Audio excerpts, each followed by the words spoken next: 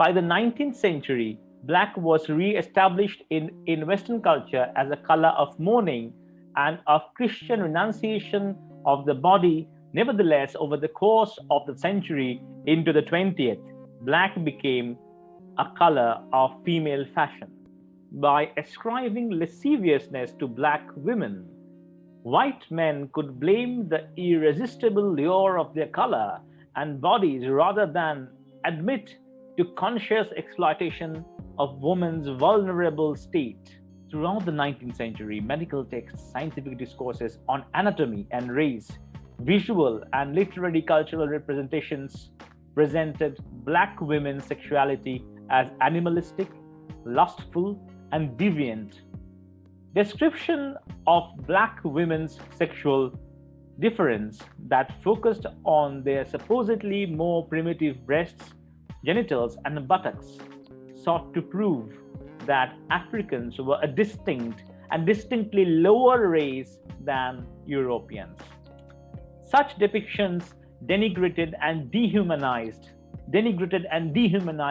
African women by linking them to animals and freaks of nature. Dehumanized and denigrated African women by linking them to animals and freaks of nature. More specifically, undergarments which are worn closest to the naked body.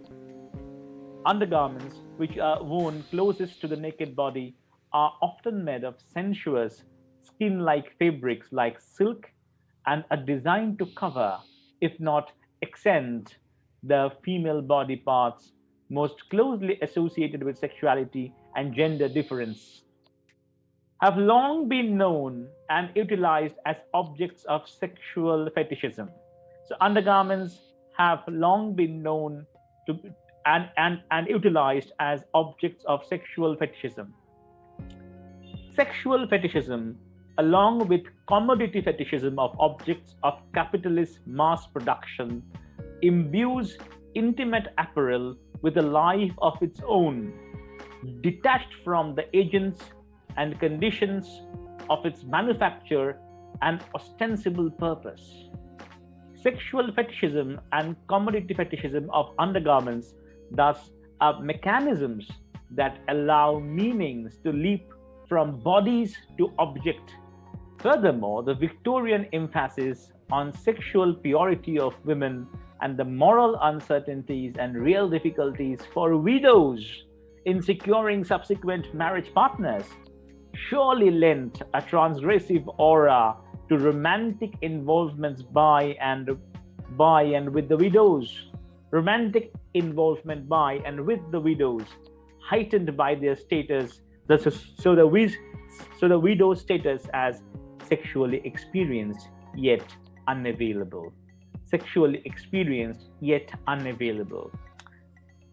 Prohibitions against widows' active sexuality, along with wider cultural associations of sex and death, suggests that black petticoats, chemises, and drawers and underpetticoats trimmed with black ribbon were the first undergarment to link black intimate apparel with forbidden, transgressive, and therefore heightened sexuality, the widows, sexually experienced yet unavailable, but perhaps still in mourning,